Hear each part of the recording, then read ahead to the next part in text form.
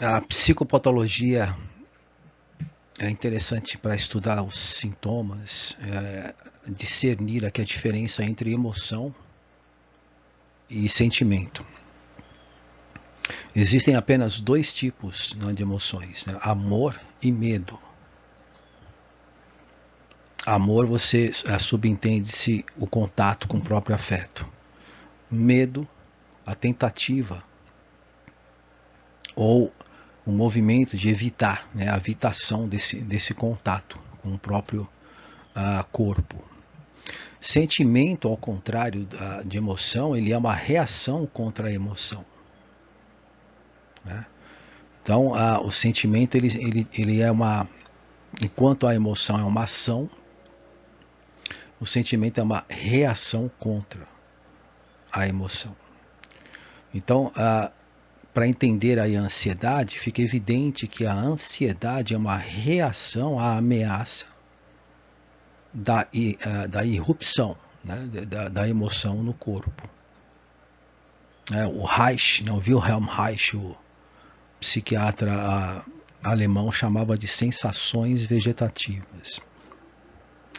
Então a ansiedade é quando há essa aproximação, essa sensação, um aumento dessa intensidade. A angústia ocorre quando essa sensação invade e se instala no corpo.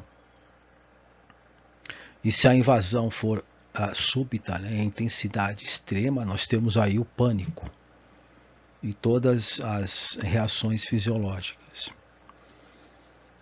Então, resumindo aí, é importante entender que o amor seria no sentido do afeto, o contato com o afeto, né, a emoção, afeto, emoção, e o medo, onde seria a rejeição desse contato, né, a evitação desse contato. Sempre o afeto é o ponto heurístico, né, a pedra angular, né, a pedra de toque ali, a base. Sem essa diferença, discernimento, não é possível entender nenhum sintoma. Então, ataque de pânico, que é inconsciente, né, que ocorre de uma forma inconsciente. É evidente que o paciente não tem conhecimento do mecanismo, de como funciona. E o ataque de pânico está no inconsciente, ele que determina um desejo contrário ao nosso. Então, o inconsciente determina uma ordem que ela é contrária àquela que nós criamos, o conceito que nós temos de nós mesmos. Nós criamos uma imagem, basicamente um papel social, enfim, vários papéis que nós representamos, e o inconsciente ele tem sempre um movimento oposto, tentando causar uma cisão. Então ele é sempre o contrário daquilo que nós imaginamos e desejamos.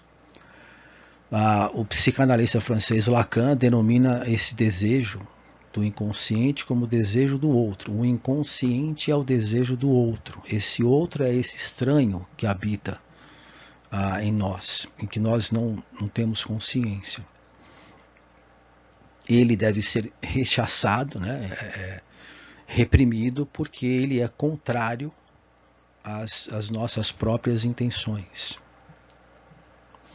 No relato da paciente aqui, como vocês podem observar, fica evidente que quando o paciente diz que me sentia como uma marionete ou um robô, não, que estava sob o controle de alguém, para nós, desse ângulo, né, tendo essa percepção clínica, inserindo aí o outro na análise, né, fica claro que esse alguém que ela menciona é justamente o outro, né?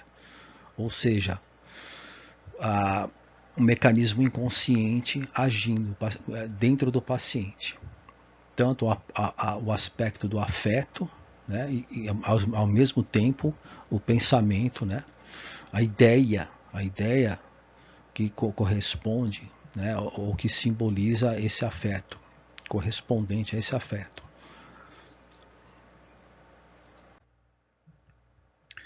Então existem basicamente dois tipos de análise. Existe a análise, interpretações, dois tipos de interpretações: analítica, né, o Jung, né, o psiquiatra suíço, e aqui o psicólogo mantém o foco nos fatos, né, de fato o psicólogo coleciona fatos, né, vai relatando, o paciente vai relatando, você vai colecionando, né, anotando os fatos, os elementos relatados pelo paciente, buscando algum tipo de causação no lado de fora.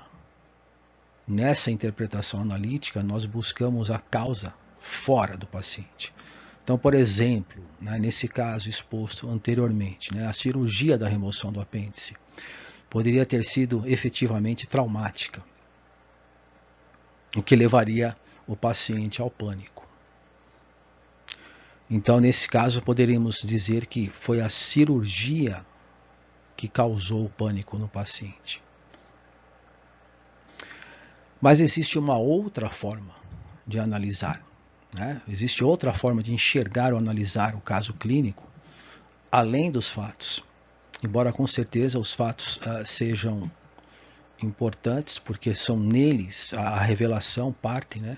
A revelação parte dos fatos. É através dos fatos que nós entendemos o mecanismo. Mas nós devemos buscar, então, no caso, não os fatos, mas os significados, né?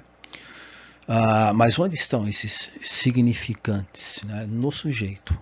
Então existe uma outra análise que nós vamos ver aqui na sequência. Nessa daqui, então, a conclusão é que a cirurgia foi a causa do pânico.